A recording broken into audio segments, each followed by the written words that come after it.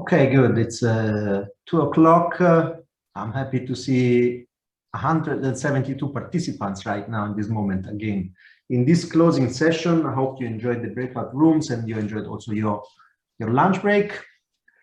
And I think I would go straight to introducing the next series of speakers. We will have two presentations in this last closing session, and then we will have the rapporteurs from the breakout rooms who will present the outcomes from each breakout room, and then question and discussion and final takeaways from a series of panelists.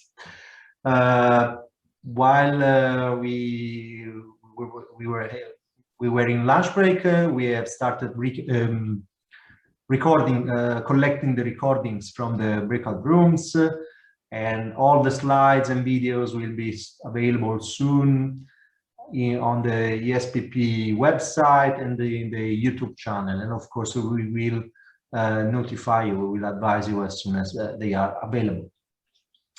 With this, I would like to introduce our first speaker for this session, Katja Klasing from the European Commission DG RTD, with a presentation about nutrient R&D objectives under Horizon Europe, which is a theme I think we are looking forward to understand what's coming up in Horizon Europe.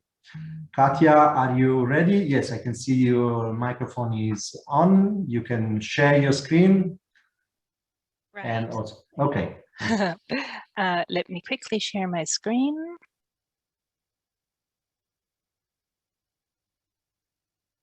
Voilà. Can you see it?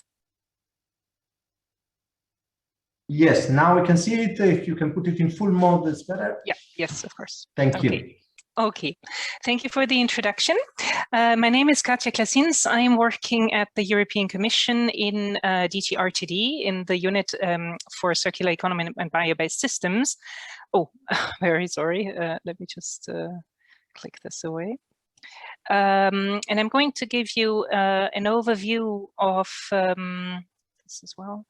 An overview of the R&I activities that we are planning in Horizon Europe in the next research framework program on nitrogen and phosphorus. So here a quick overview of Horizon Europe. The program will run from 2021 to 2027. It's based on 3 pillars. The pillar 2 includes several clusters, and nutrient activities will take place in the cluster 6, which is the one on food, bioeconomy, natural resources, agriculture, and environment.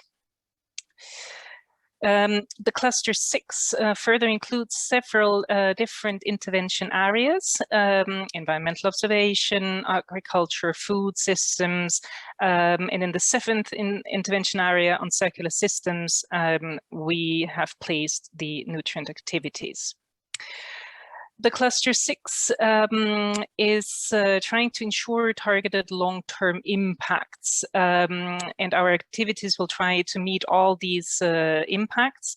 They are climate neutrality, adaptation to climate change, biodiversity and ecosystems, preservation and restoration, sustainable and circular management, food and nutrition security, and of course, to some degree, all the others as well.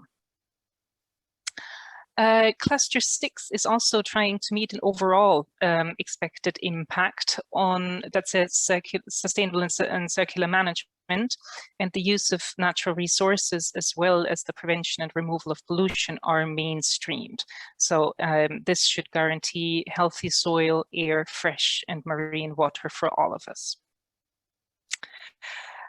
As a basis for the activities on nitrogen and phosphorus, we're departing from Rockström's planetary boundaries concept that probably most of you are familiar with.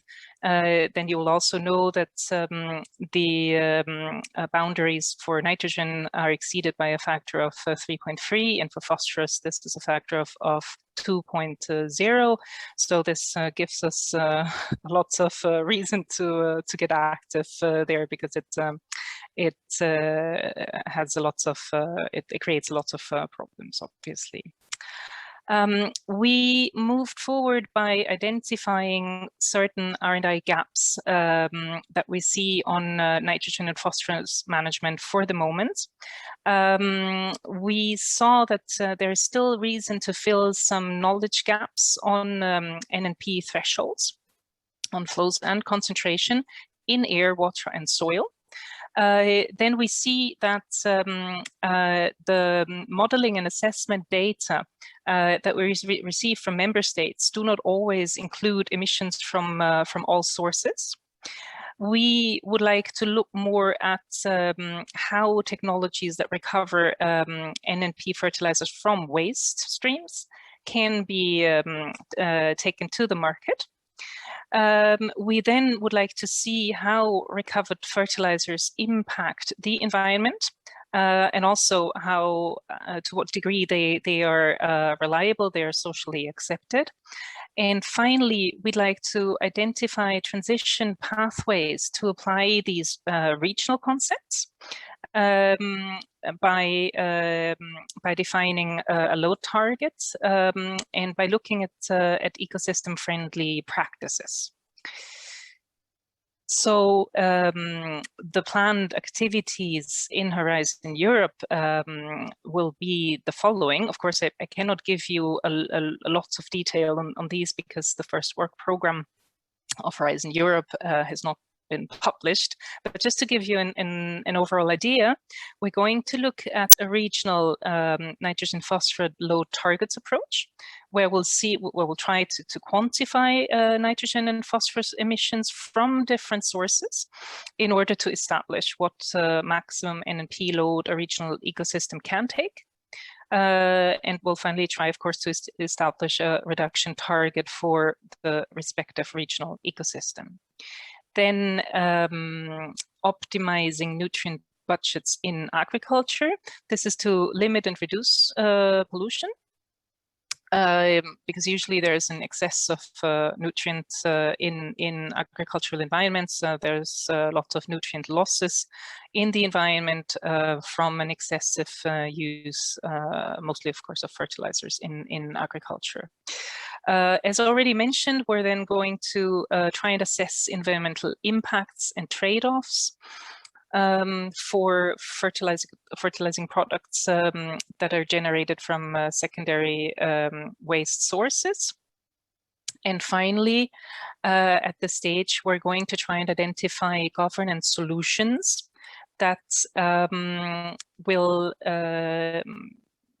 try to support a kind of transfer of resources and services between different environments. So, for example, between rural and urban environments, what's residue in one environment could be used as a valuable resource in another one's, and this sometimes is hindered by structural barriers. So we're going to try and see what we can do about this. Finally, of course, all the activities that we're planning will be in line with the European Green Deal and its deliverables that you see on the right: the zero pollution ambition, preserving, restoring ecosystems and biodiversity, the farm to fork strategy, of course, and also mobilizing industry. So that was a quick overview of Horizon Europe and the nutrients activities there.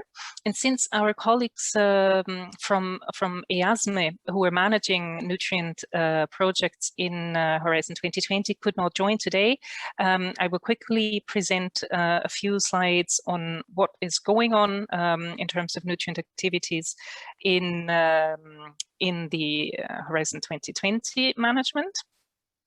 Here we have a list of recently closed projects, but also ongoing projects in different fields, in water, in organic waste, and in other related fields. So obviously it's a very wide area. Then if you're interested, you could have a look at our website Cordis. We're always trying to encourage synergies among projects, and these synergies are illustrated in results packs that are focused on, as you can see here, for example, soil health or water innovation. And there you could see what the results of ongoing and past projects are. There was a quite interesting event in 2019 that concluded that had some key messages on nutrients. You can see a SWOT analysis here. There's a link, and you will be able to access it through the PowerPoint presentation later if you're interested. And here just a quick overview on two large projects, ongoing Horizon 2020 projects. One is NextGen, which includes 10 large-scale demo cases in Europe, demonstrating various techniques for nutrient recovery.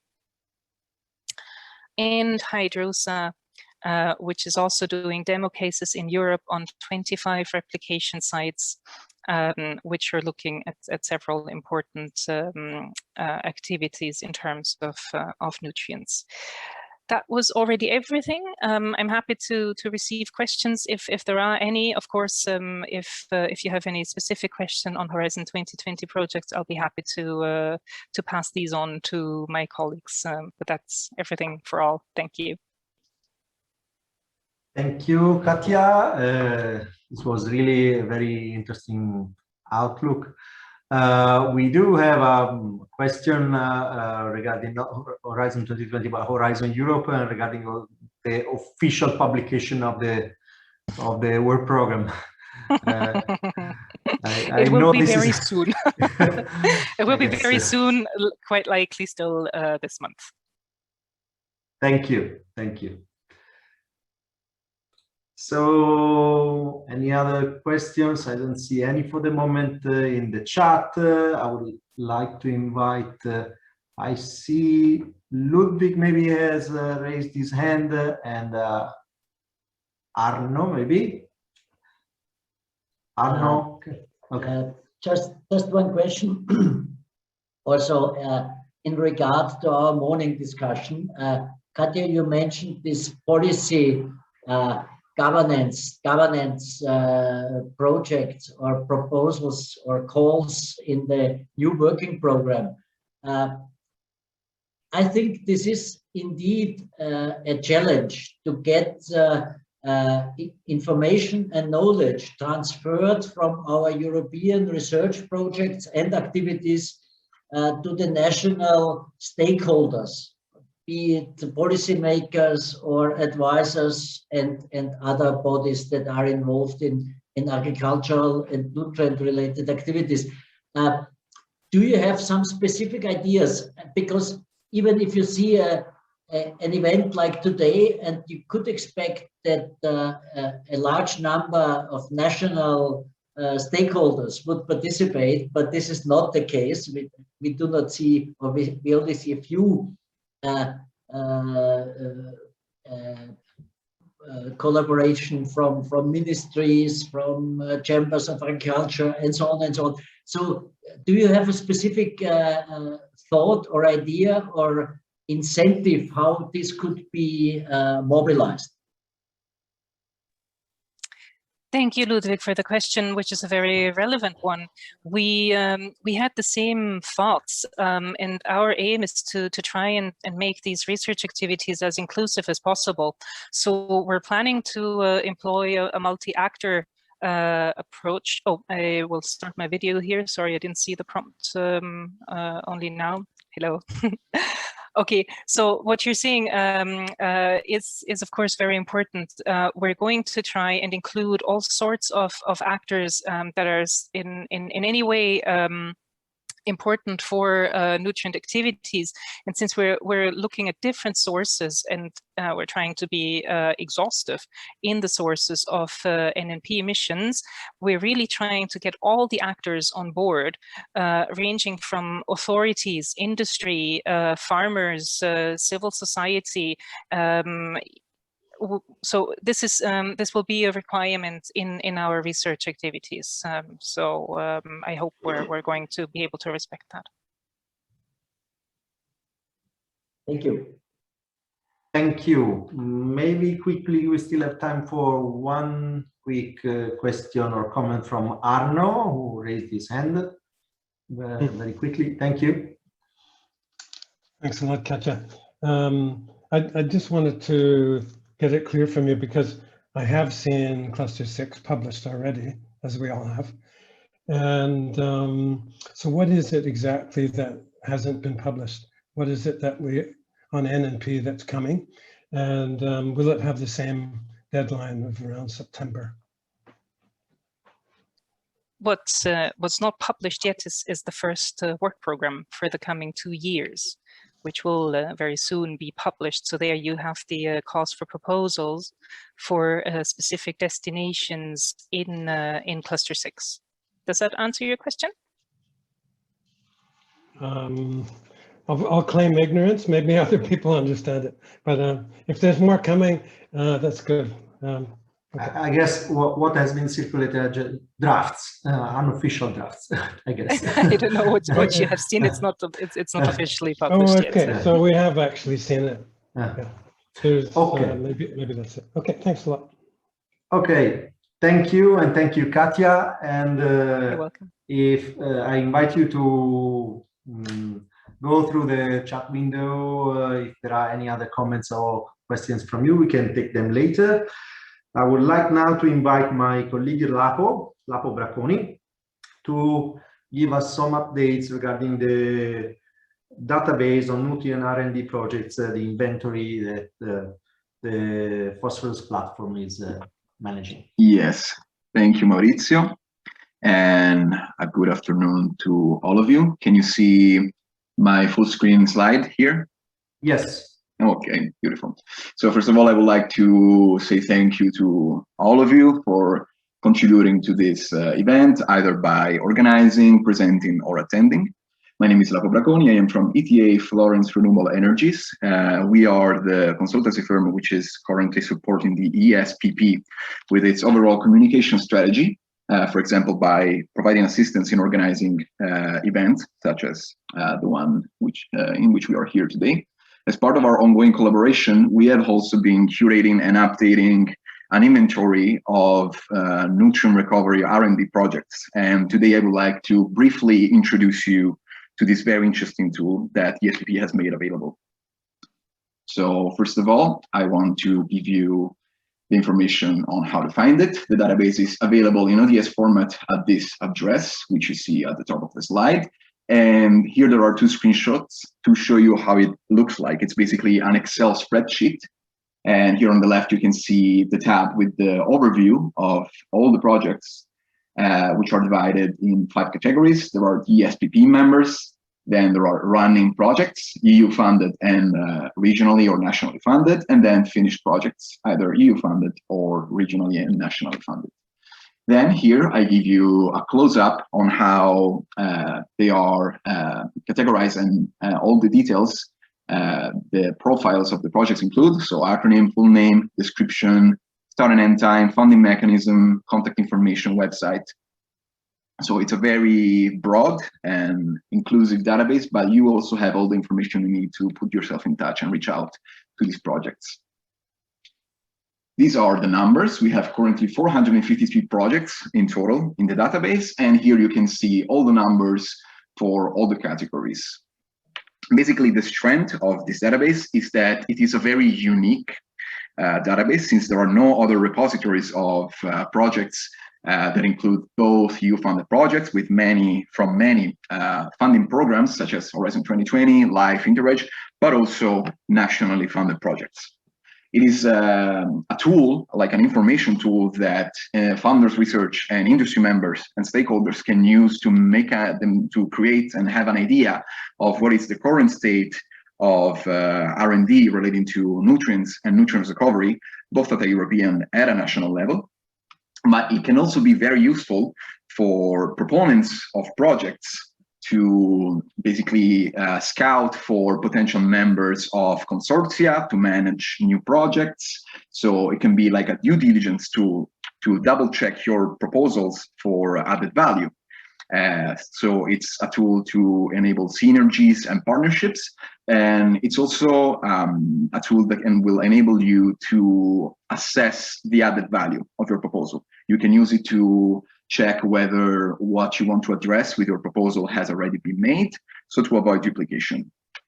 And of course, the database is being kept up to date by us, and we will keep updating it as time goes by. So if any of you wish to add a project to the inventory or provide inputs such as pointing out missing information or information that needs to be updated, this is very much appreciated. So please do reach out to me at this address and I will implement your inputs into the database. So to give you some more information, here you have a tag cloud with some keywords generated using all the descriptions of the projects in the database as input. To highlight some popular subjects or themes in the database. As you can see, of course, beside Phosphorus being king, the protagonist, we can see, first of all, that the most striking highlight is that wastewater, sludge, are the most popular subjects and themes. And this is also confirmed by the parallel session which we had today, in which the nutrient recovery from wastewater session was the one that had the most presentations. So this is something interesting that stood out. I also generated tag clouds with keywords from only the EU-funded projects and the nationally funded projects to try and isolate maybe some differences. But as you can see, the tag clouds are quite consistent with the general one, and there are no striking differences between the two. The most popular keywords are the same for both groups. Maybe you can see on the right side for nationally funded projects, manure stands out as a lesser keyword. And on the left side for EU-funded projects, for example, Baltic Sea stands out as a lesser keyword, as there are in fact many projects addressing the Baltic Sea area, such as remediation projects, as we know that the Baltic Sea is gravely affected by nutrient pollution and eutrophication and algae blooms, for example. And finally, I would like to give you an overview of the geographical distribution of the projects inside the database. Of course, pinpointing the location of nationally funded projects was very straightforward. For EU-funded projects, which are managed by consortia of many partners scattered across all of Europe, I used the location of the leading partners as value. So as you can see, we have a top 8, basically, with Spain, Germany, and Finland on the podium, the top 3, and then Netherlands, Belgium, UK, Denmark, and Italy. All the other countries have been grouped together because they had a share of the total number of the projects of less than 5%. But this is still a good way to give an overview of where you can find the projects.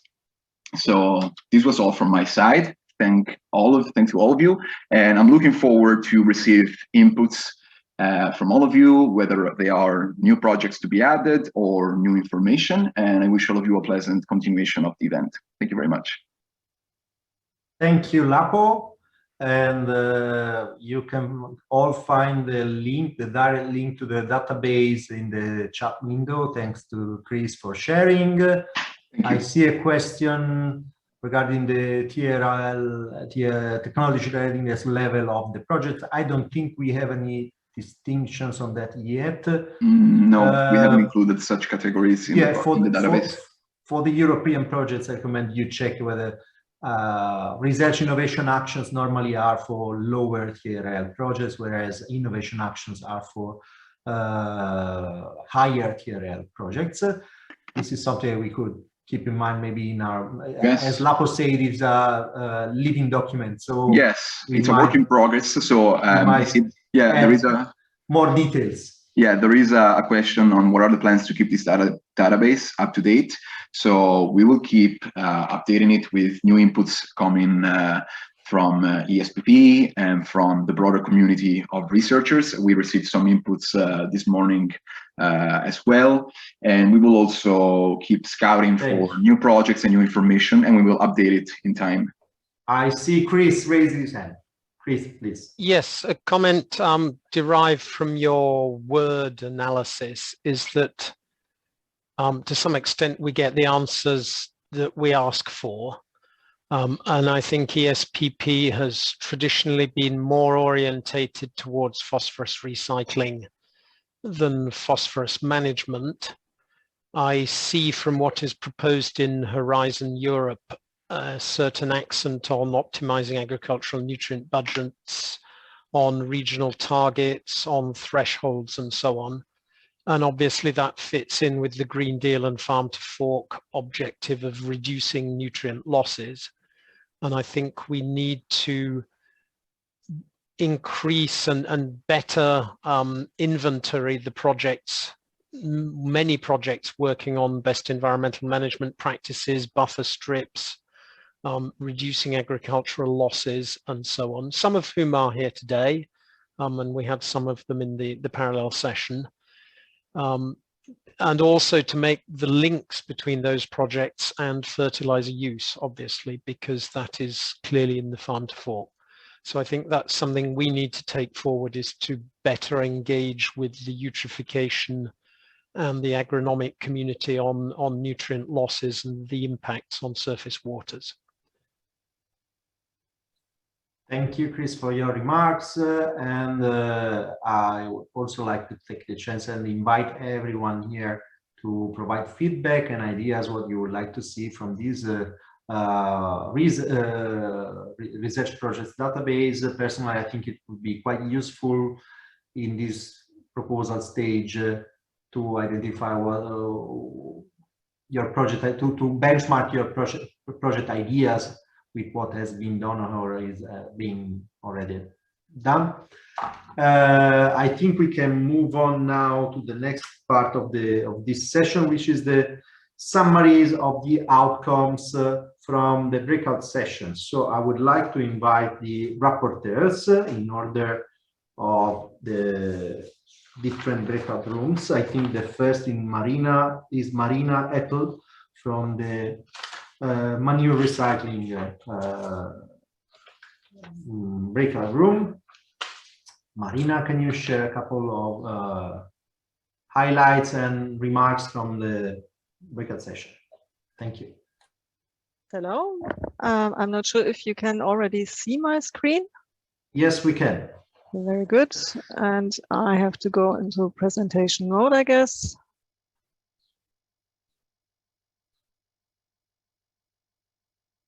How it works. So our session was moderated by Laya, and I tried to summarize the presentations as such, and also the discussion. And first of all, I have to say that the presented projects had a certain diversity, not only focusing on manure itself, but also some of them were targeting anaerobic digestion digestate in general, also including other substrates, but also targeting optimized feed for improved animal digestion. Algae technology was integrated in some processing steps, and sorry, and organic waste from aquaculture was also mentioned as a nutrient source, and I was a bit feeling pity that that was not discussed in more details, but we have limited time, of course. So what I can say as let's say common target of all the projects, that was a balanced nutrient management, of course, and a reduced nutrient loss. So meaning reduced emissions also in agriculture. And in most cases, it was also leading to P&N rich products, potentially also in combination with carbon compounds, to be used as a fertilizer or to replace fertilizer, mineral fertilizer. And regarding manure, it was said that the handling and the management on farm level is key. Currently, obviously, the regulatory and operational guidelines for farmers are not sufficient for a precise crop nutrition. And the example was that the Nitrate Framework Directive and the Water Framework Directive are sometimes conflicting, that in some countries, for example, the only focus is the limitation on nitrate, but phosphorus is kind of hidden under the carpet in some cases. So that should be maybe an initiative that farmers need still some support not to violate any of these directives. A sufficient process technology level provided, it was said that the relevant goal for all projects should be to deliver products which have a higher user acceptance in the market. And a good example was mentioned, for instance, the Systemic project that has already 28 plants as followers. That was not originally integrated in the project itself. So this is quite a good example. This also leads to, let's say, high value products that should be sort of prioritized, meaning it could be a blend of several components, which of course have to fulfill the FPR CMC criteria. And then it is possible to create kind of customized fertilizers which should be a desired outcome. And here we come a bit to the terminology which is used in some of the projects. Some are calling these kind of products tailor-made fertilizers. But this is a term which is not in line with the legislation terminology, but to be understood as a kind of customized fertilizer product that is precisely dedicated to the respective crop, seasonal and soil requirement, which is needed. So this can be, in fact, a mineral fertilizer out of recycled sources, of course, an organomineral fertilizer, or an organic fertilizer. The preferred types of manure were named as, first of all, cattle manure, secondly, pig manure, and thirdly, poultry manure for farmers. Then we were a bit discussing which kind of nutrients are in focus, and of course P and N have the highest priority because they are creating the biggest concerns for soil and water. But an improved nutrient use efficiency should also be considered for sulfur and carbon. Potassium was said that it does not create any issue and the content is not that high, but could be used, for instance, for irrigation if it is a component of a liquid phase after the separation.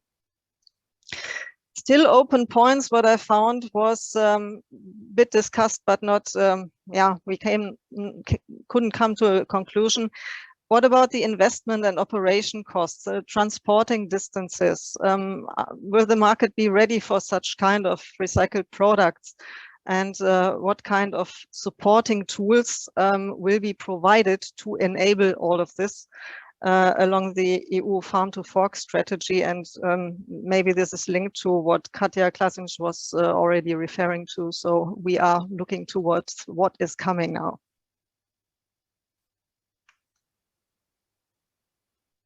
Thank you.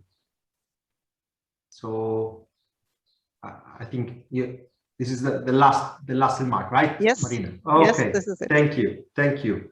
So I see there is in the meantime a discussion ongoing in the chat window, which is very positive. I encourage you, Marina, to go through the chat and see if there are any remarks for you, and you can take it later. I would like to invite now Bertrand Ballet from RO. Yes, apparently I cannot start my camera because I'm not allowed to do it, but I can do it without. Let me see.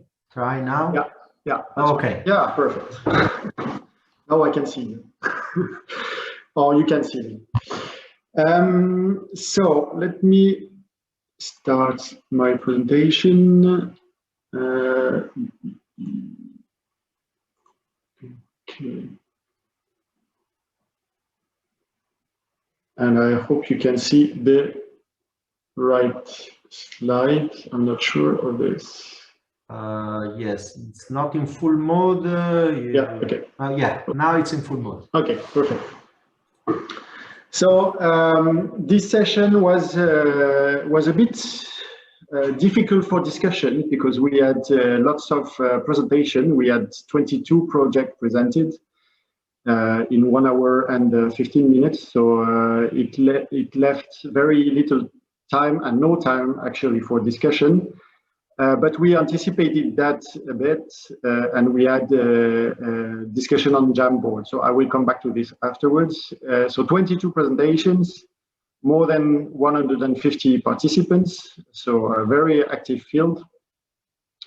And regarding all the projects that were presented, we can highlight that there are various technologies that were presented and also products. So it's a good thing, we can recover. Different scales, so depending on the project, you come from pilot to large-scale plants. Also regarding the process, so the wastewater treatment processes, you can find extraction at different points, so it's probably very adaptable to different configuration, which is also a good thing. And a lot of type of products that can recover. So we know struvite, we know ammonium nitrate, but we also heard about Vivianite, P4, also algaes. We also saw some, of course, water reuse. Some recovery of nutrients through the use of treated wastewater. And also different focus. So we have some projects that are more focused on industry, so food industry, or also centralized wastewater treatment plant, but also decentralized systems. So this is these are, for example, recovery of nitrate from urine, small systems or individual systems at the scale of the houses, where you can recover some of the nutrients. The question then is to see how this enter in the market. But for this, we also saw different projects looking at the entire value chain and the value chain integration. So there are 9, I counted 9 projects, perhaps there are more, but 9 projects that look at the entire value chain from the clients, so the wastewater treatment plants, to the market, the fertilizer companies, and try to quantify also the mass flows, which allow to pre-design a bit a market analysis of what is feasible. And we also had interesting project looking at communication and data gathering. So the idea is to facilitate a bit the access to the knowledge, to what works less, to train the stakeholders, and to allow networking in between the different parties on the value chain. So it was not only technology focused, but really with a kind of sharing and participating to a network work. And so, as I said, seeing the number of presentations we had, we tried to push the question on the Jamboard tool, which worked, well, it works well for the market. So we asked 3 questions. One was, do you evaluate what is the real market demand for your product? And here we had a lot of participation, with people saying that yes, they are in contact with fertilizer company that are the main client for the recovered product, and they are mostly part of the projects from the beginning. So this is a good sign. However, it's very much push situation, to push the market. So we produce resource, but there is not yet a large uptake of the recovered resources. And this was a bit the question for the two other questions that received less contributions. So we talked this morning about the timing of the legislation. So now there is the review of the urban wastewater treatment directive. So we asked whether there was a recommendation from the project, or if what would be the need from the project participants to have legislative support. And here, the only one comment we received was to have an obligation for a certain P recovery percentage. So first, P is not the only nutrient that is able to be recovered. So you would need to have P and N, and it's still a push mechanism. So we recover, and it's for me, as a wastewater operator representative, the best way to kill a market. So put all these resources available for the fertilizer company, and they will just have to take it for free. So perhaps there is something more optimal to look at. And the last the last question was focused also on some of the objectives of the Commission, which are the target for the greenhouse gas emission reductions, because we know that all the sectors will have to contribute, and most of the technologies are energy demanding, most of them. So the question was related to how your project can contribute, and there is only one project that says they had greenhouse gas emission objectives. It doesn't mean that the others don't have, but it's very small according to the objective of the European Commission. So it's probably one of the axes that need to be looked at also, how to minimize the greenhouse gas emissions. So this is all from our very speed dating presentation format, and I hope it's useful for the discussion. Thank you, Bertrand. Thank you. It's good to see that there was so much interaction and so many takeaway messages from this session. Very participated, very popular. Okay. Now I would like to invite Aurore Asake. Yes, thanks, Mauricio. I didn't prepare a PowerPoint presentation, but I wrote my notes in a Word document that I will share with you afterwards. Okay. Okay. So our session on LCA was moderated by Ludwig, and we had several topics that were open in terms of legislative demands for standardization, or legislative change for the recovered product in terms of contaminant and safety issue, as well as LCA.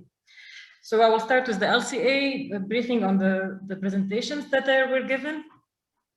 PERM and Julia gave a review from the LCA study that they had implemented, among which Lex for Bio. So in total, they have collected 123 LCA studies dealing with bio-based products.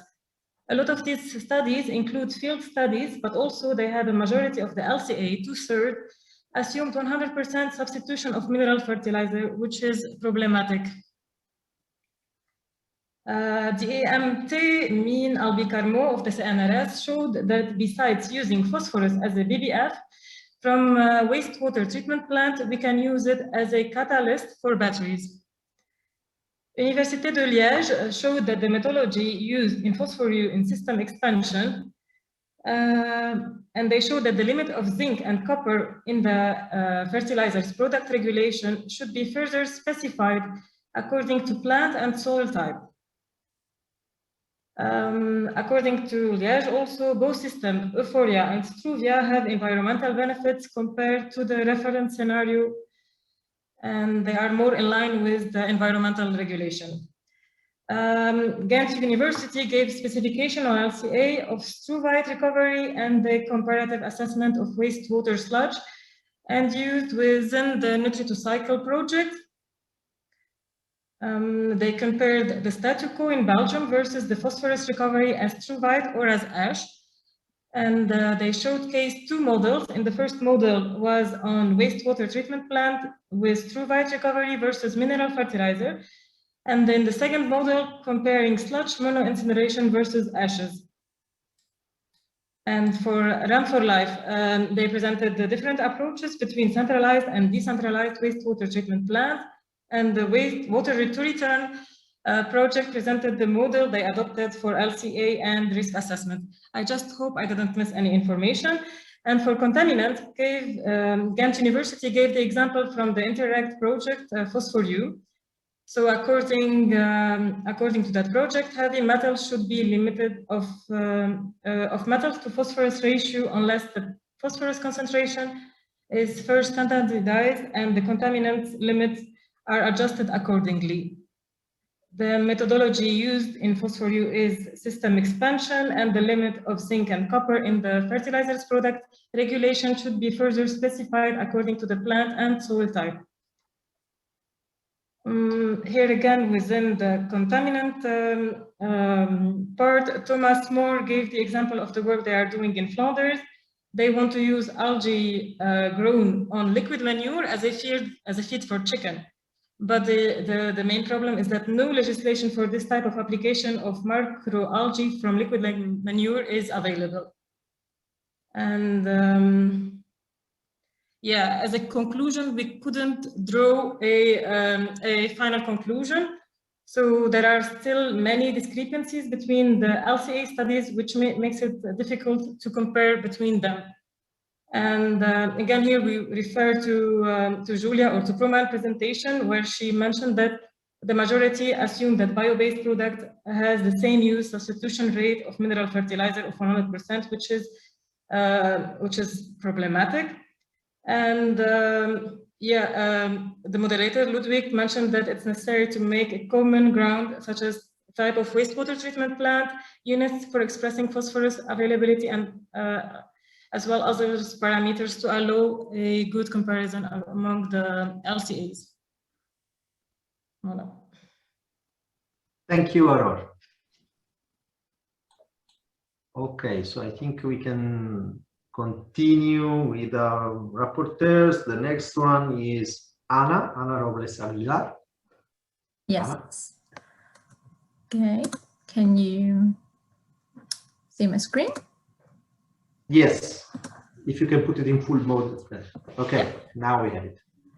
So we have also a very nice session for fertilizer properties and user uptake of fertilizer of recycled nutrient materials. We had 11 presentations and also a big number of attendants. I will try to summarize the main outcomes from the session, but if I miss something, maybe our coordinator can say some words. So we saw that there is still development of new technologies to keep producing fertilizers from bio-waste. So it's not only that we have been done already with the technologies and now we need to focus on LCAs and how to improve them. There is still development for new ones. We also saw that there is not on focus only on fertilizers or phosphorus recovery and nitrogen, but there is also a focus on biostimulants that can be used later on to improve these biofertilizers that have been produced. There were also some presentations that emphasize that there was recycled phosphorus from new or other type of sources, such as residues of fish and even fish sludge. And they are still under investigation of how it could be used as a phosphorus source in certain regions where there is a lot of fish production. Also, regarding microalgae, we also had some presentations in our session.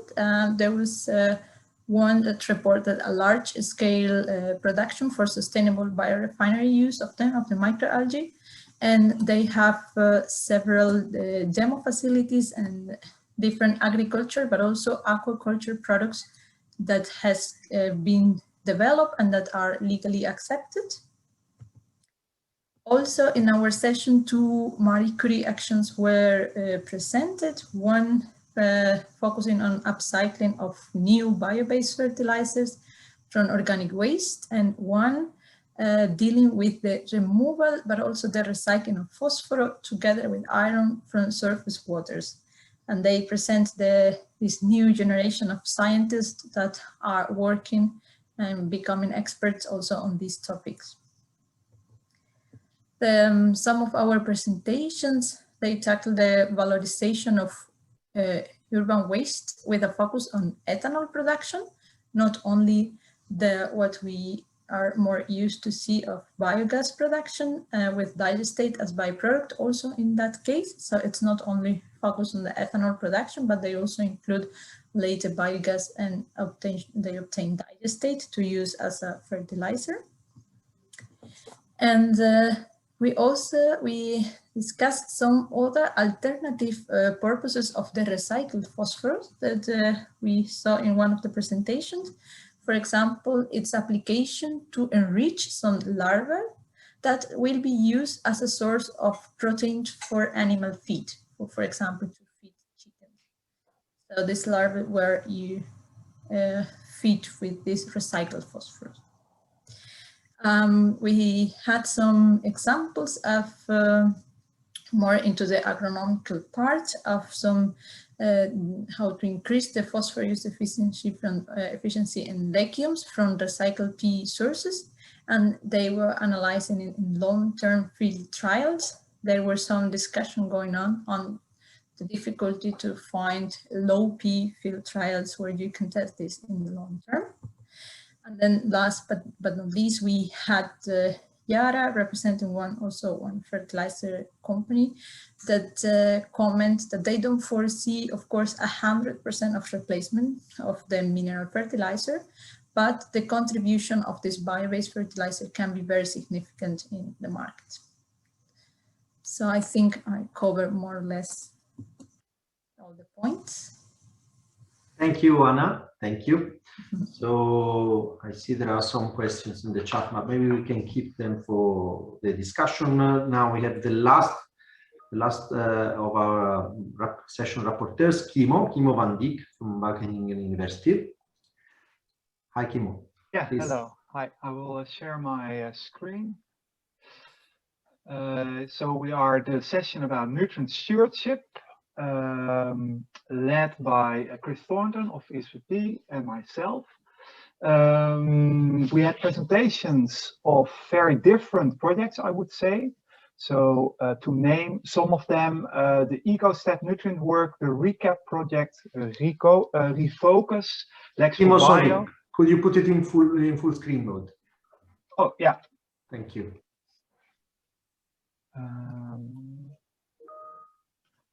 Is it now full screen? Yes, okay.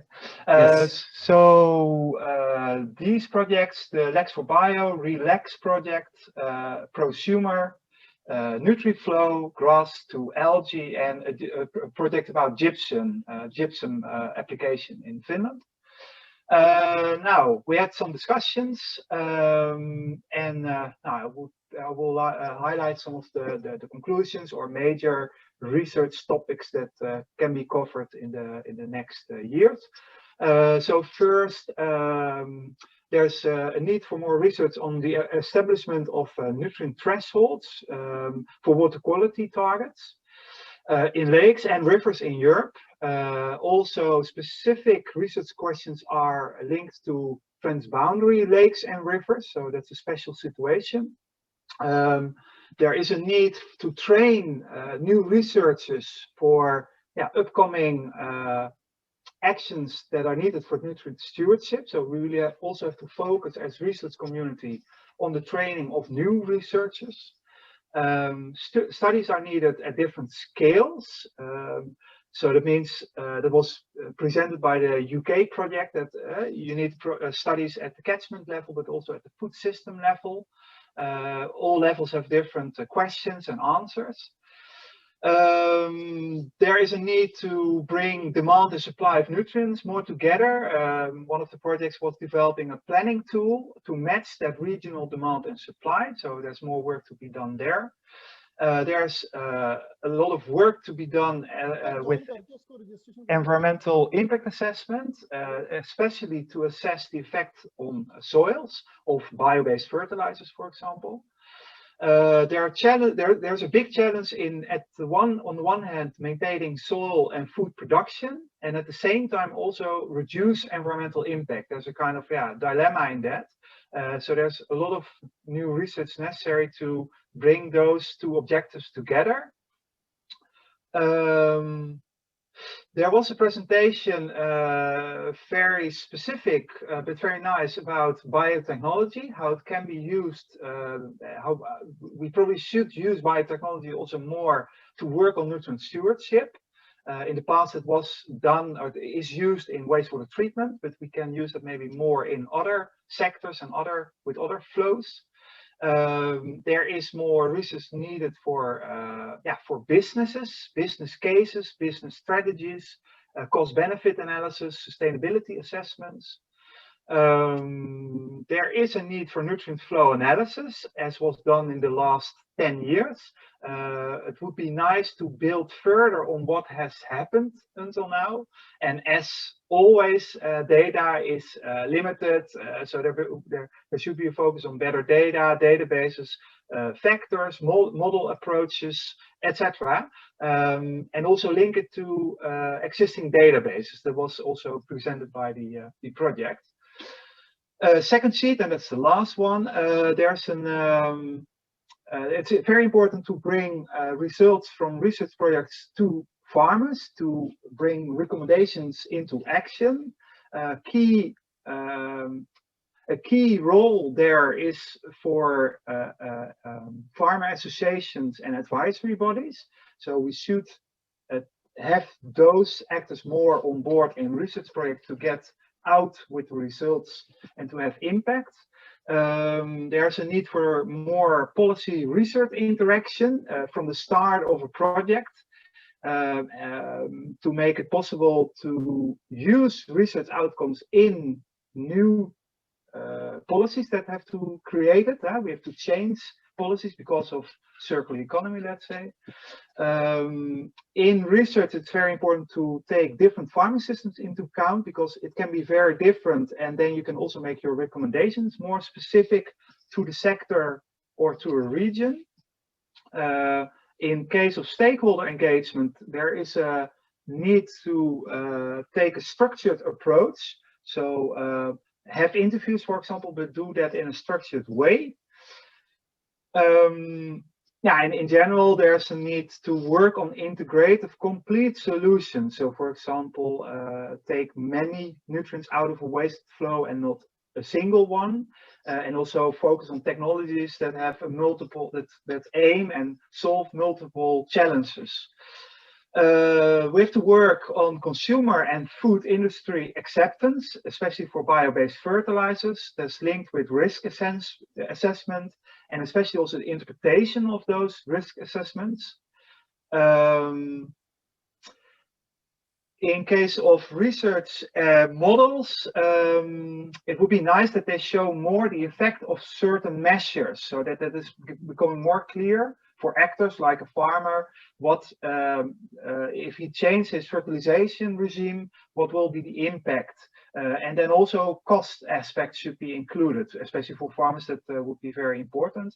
And then the last one, especially related to bio-based fertilizers, so new type of products, there's a need for new or updated long-term field experiments. New products ask also for a new approach in that type of research. So those were the conclusions from our session. Thank you, Kimo. Thanks a lot. So I think we collected really a wealth of information from these breakout rooms. We are now moving to the last part of this session, and I see many of you have already started to interact freely on the chat. It's now time for discussion, question and discussions. So if anyone wants to raise their hands or put in further questions in the chat. In the meantime, I would like to invite my colleagues Ludwig and Chris to intervene. And let's remind that there are, we still have, we would like to open up a panel discussion with some key experts we have identified: Francesco Fatone, Antoine Oxa, Oscar Schumans, and Dries Huygens, to help us collect the key takeaways from this session.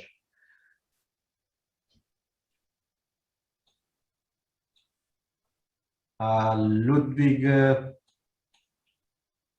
you have any remarks? Maybe just one short remark regarding the discussion we had about the commercial framework. And sorry, we have already in those countries that made phosphorus recycling obligatory.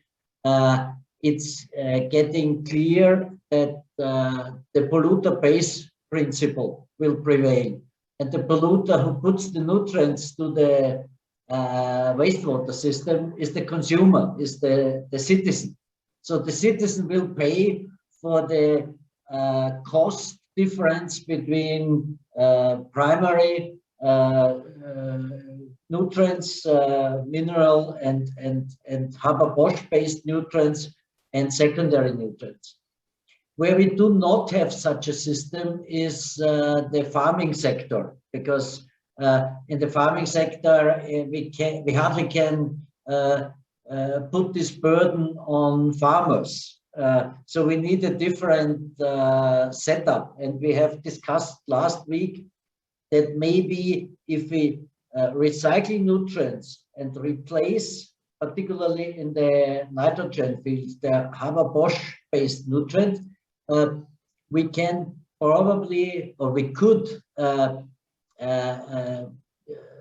give a premium to the recycler, be it the digestate plant or whatever, that is ETS derived. So coming from savings of CO2 emissions, that we could really assign a premium to the producer of recycled nutrients that is derived from the emission savings. This is just an additional option that we have for the farming sector that could compensate the more difficult situation in comparison to the wastewater sector, just as a remark.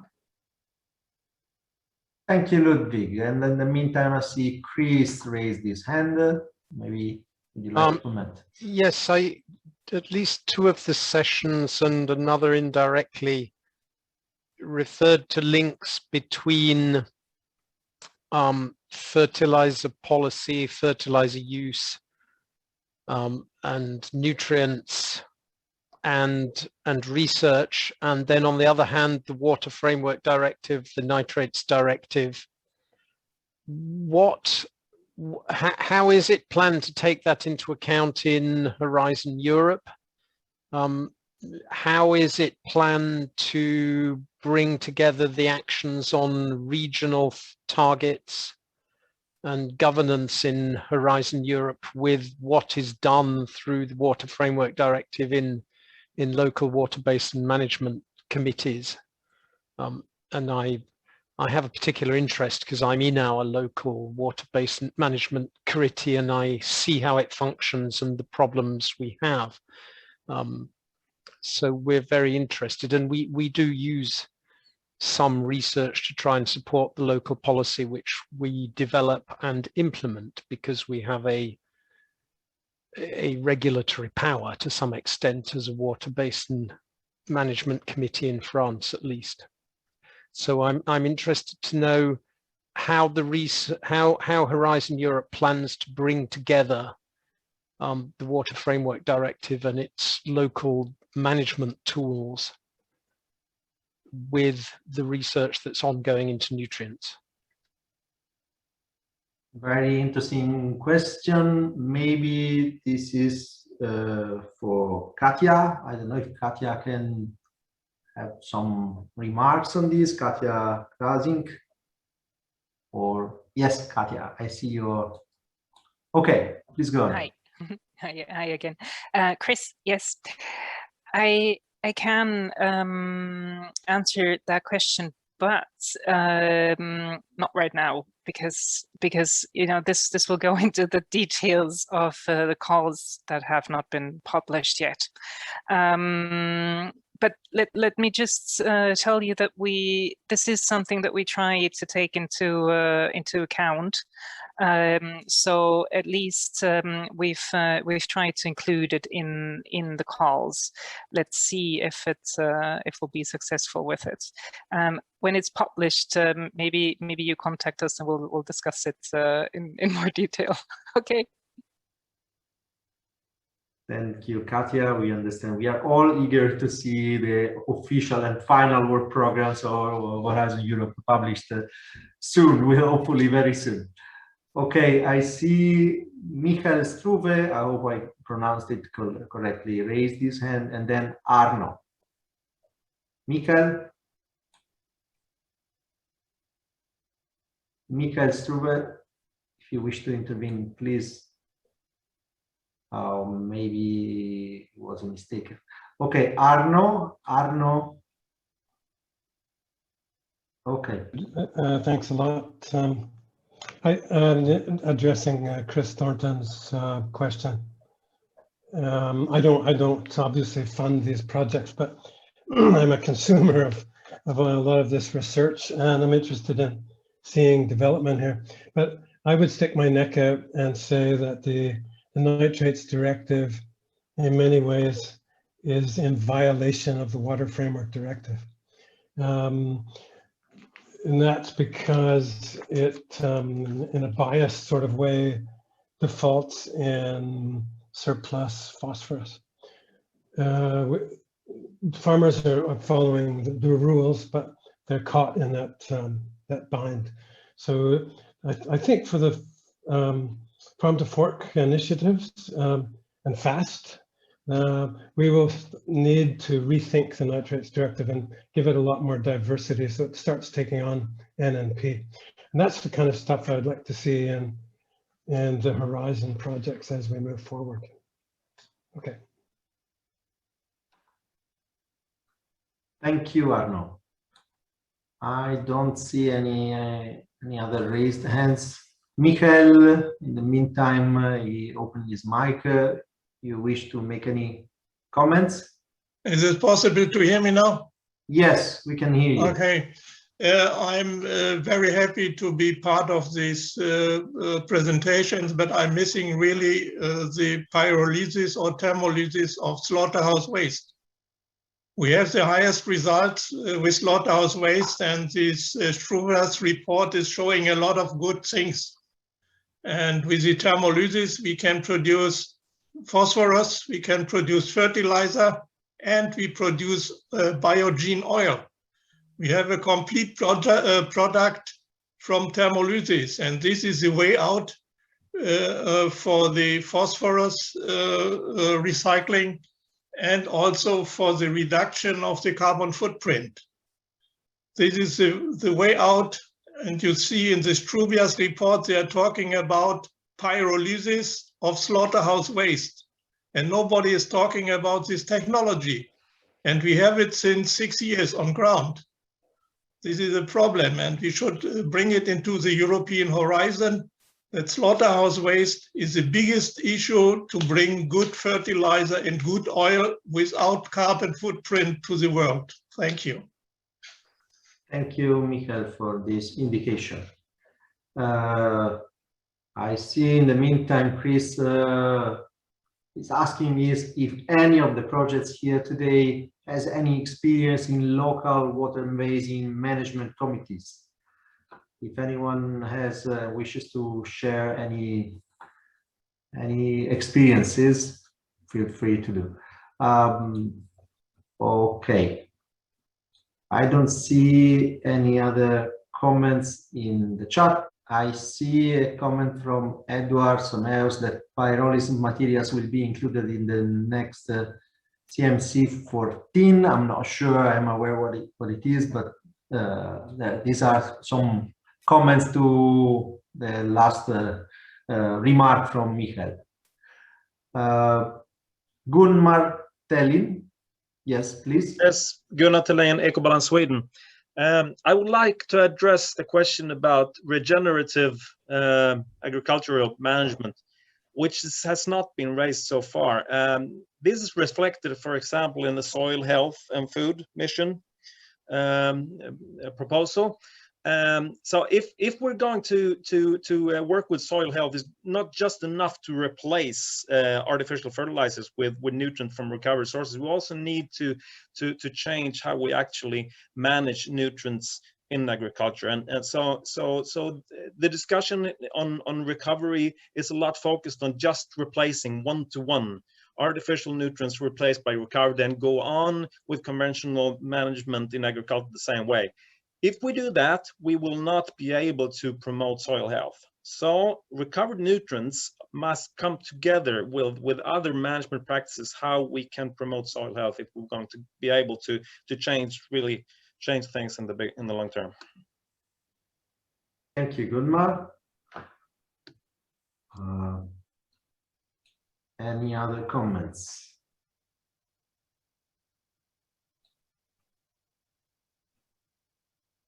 Or remarks from Chris and Ludwig, if you see anything relevant in the chat. Otherwise, I think we are almost 3:15, and we could now introduce the takeaways and maybe leave some time for some final question or remarks at the end. So I would like to ask our experts in this order: Francesco Fatone, Antoine Hoxha, Oscar Schumans, and Dries, to help us draw and collect the key takeaway messages from today's meeting, full of information. Francesco, would you like to start? Yeah, thank you.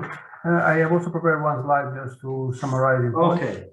Okay, I can share my screen.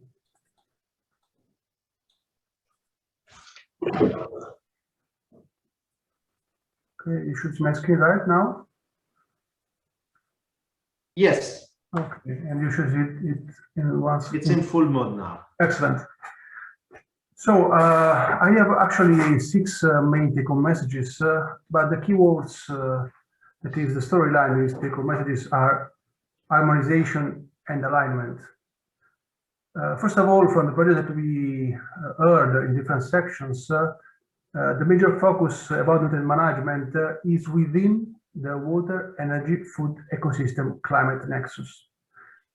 This was quite relevant.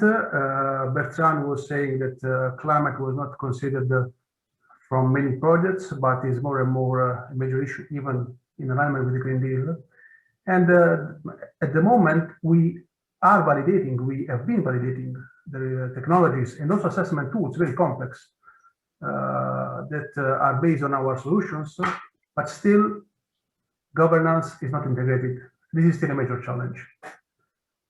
In terms of policy support, it was excellent this morning to hear about how thematic network can support harmonization and synthesis within the project implementation.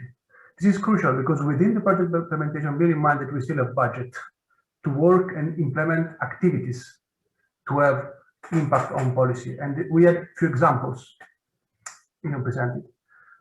After project is more challenging, and in this case, having coordinating and support actions such as SC5 impact or SUMAN that was presented is crucial to have an impact assessment and to harmonize policy recommendations that have to be considered by ministries, agencies, and public administration. Public administration should be better engaged in projects. In particular, these should be considered from them as business as usual, because quite often public administration are involved in projects, but this is an extraordinary business and is not part of their agenda. So the challenge is to be part of the ordinary agenda of the public administration. This was our success point in some projects. We were part of the agenda of the bureaucracy. That was the challenge that we addressed, and it was very effective. About water and nutrients, it's clear that now the challenge is to integrate, to link the integrated nutrient management plans that is also mentioned in the new circular economy action plan with different nutrient sources, and where we address wastewater and sewage sludge. Even in my case, I'm a urban water cycle guy, that's my field. The challenge is to link with the water policy and the wastewater policy and the wastewater directives and regulations.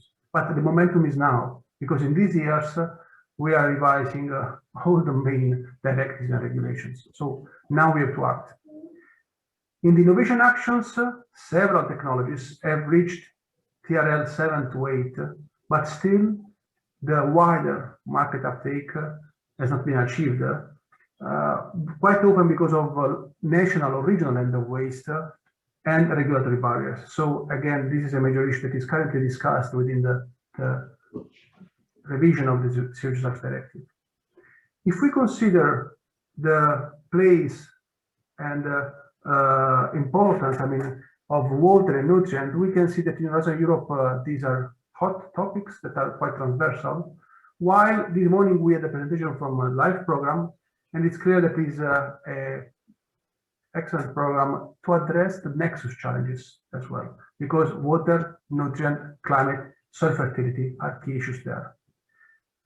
Last but not least, I'm also a member of the Water GPA Management Board. We are interfacing with Water for All, and we are discussing a lot about alignment of national, European, and regional research programs. We're discussing about water. Alignment with other programs will avoid duplication of efforts. Today, we've heard about several projects that are doing similar activities that together can make a huge impact. So alignment about regional, national, and European programs is a key to optimize the use of public resources. These are my messages, and I hope this will have a follow-up in even within the Phosphorus platform. Thank you again for the invitation. Thank you, Francesco, and they were really, really clear. So Antoine Oxa from Fertilizer Europe, would you like to? Thank you. Thank you, Maurizio. I'm trying to turn on my camera. Okay. Thank you. Okay, it works now. It works. We can see you. Okay, I can even see myself. Okay, no, thank you. First, I want to say that it's my first meeting on these phosphorus in Europe research meetings, and I'm really impressed by the number of ongoing projects. That's a huge, huge effort. And of course, I'm sure that this will pay off. We will go through a transition, and we will change the way we are producing fertilizers, the way we are using them. There are still, of course, knowledge gaps that needs to be addressed, and I'm very pleased when I see the planned program for cluster 6 that Katja presented. I could have written it myself. What I like also is that now we're talking, and indeed, for example, when we talk about planetary boundaries, yes, we're above planetary boundaries for nitrogen, for phosphorus. But this is what you look globally. Then you have to go to a regional basis, and then you can see the differences, and then you know where you have to do efforts. this is what we need to do with phosphorus. Talking about nitrogen, for example, we have an excellent work made from by Professor Wim de Vries of Wageningen University, saying that for nitrogen, indeed, globally, we are exceeding the limits, but then if you look at the regional level, the situation is very diverse, and we need to have regional solutions to these problems. We cannot say one size fits all and one single silver bullet. What I would like to see maybe more, or I was not following everything, but I would like to see not only support for research and innovation, but also scaling up, going to the market, because this is the big challenge. I mean, I'm talking for the fertilizer industry, and we are, as fertilizer producers, of course, very interested in all these flows of secondary raw materials, but they have to come with volume and quality, constant quality. And this, of course, there is a gap between research, what's being done in the lab, and what can be done in really very large scale. And I would like to see some more support for that. And I'll stop here. But it was really something great. I learned a lot today, so I want to thank ESPP, Chris, and BioRefine for this organization. Thank you. We also learned a lot today, and I think we all learned a lot. And we are happy that you appreciated it, you liked the event. Okay, Oskar Schumans from Wageningen University Research. Yes, thank you, Mauricio. Can I share my screen? Yes, sure.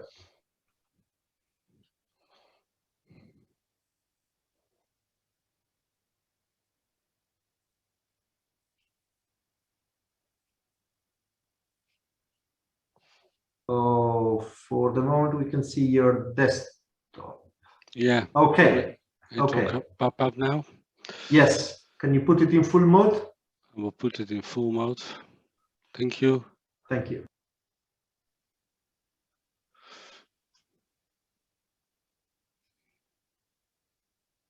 Yes, there it is. Can I put this away? Yes. First of all, also from me, thank you very much for ESPP, BioRefine, ETA for organizing this very valuable meeting. I joined now the ESPP for more than 10 years. I think it's good to see how many networks have been established in the last 10 years on nutrient recovery and reuse, which is really important for knowledge exchange, not only between the research as it was in the past, but still more and more also with interlinkages to the farmers and the policymakers. The number of projects dealing with nutrient recovery from waste streams, dealing with product quality and the potential utilization of new bio-based products within agricultural nutrient management has increased also over the last decades remarkably. However, to my opinion, the broad implementation step is still far away. The acceptance of bio-based fertilizers by farmers is rather low because of lack of information on nutrient efficiencies. Bio-based fertilizers are not always tailor-made. No guidance from intermediaries, advisors to the farms itself. And furthermore, last but not least, there are no really incentive to utilize these type of products. And I think especially this last point should get more priority in the policy making. How can we give a price to these more important products coming up? As we all know, there is a great urgency to reduce nutrient emissions within Europe, the Green Deal, Farm to Fork strategy, zero pollution strategy. This means that at least nitrogen, phosphate, and also carbon must be looked over in more integrated way, as each of them has their own specific objectives. Today, to my opinion, there are three aspects that need further attention. One, there is still great uncertainties regarding the emissions of bio-based products to soil, water and air, which needs to be, to my opinion, scientific proven, quantified. It would be important to collect already available information and determine the wide areas over here. Because Green Deal, Farm to Fork, zero pollution, it will be the main focus of the policy, the European policy from now on. Furthermore, how to improve the carbon quantity and quality states of the soil. We started this morning with this discussion on soil carbon, on health aspects. And we need also to take into account the soil fertility aspects regarding nitrogen, phosphate, potassium and sulfur, and seasonal crop requirements, including the impact on losses, emissions, and that whole package is not developed. There is no tool, not even the FAST tool will take into the account all these aspects, and it's very important research and practical aspect for the farmers to be tackled in the nearby future in order to increase the nutrient use efficiency and reduce the losses. And finally, last but not least, everything is rather market oriented at this moment. Consequently, in the end, economy is more important than ecology. So other positive incentives are required to switch to change the mind settings over here. This is final conclusions from my part, looking over the whole Thank you, meeting. Oscar. Thanks a lot. Thank you all for keeping the time. And this brings us to the closing, to the end of this meeting. I think Chris has a final remark. So Ludwig, our president, had to leave on time, I'm afraid. I'm going to be very short. I think I very much agree with Dries. There's a huge amount going on. It's interesting that Oscar thinks that the Sustainable Phosphorus Platform has been around for 10 years. It's a kind of compliment because actually it's rather less. So we've kind of, the theme is now recognized as existing. There's a lot going on, and I think one of the very big difficulties, I see two difficulties. One is that there needs to be a wide approach, so not sectorializing. And we reluctantly had to create breakout sessions which were kind of thematic. And even that I somehow regret, because there's a need to exchange between people in different sectors. And the other challenge, I think, is how to communicate the large amount of information that's being developed through research projects.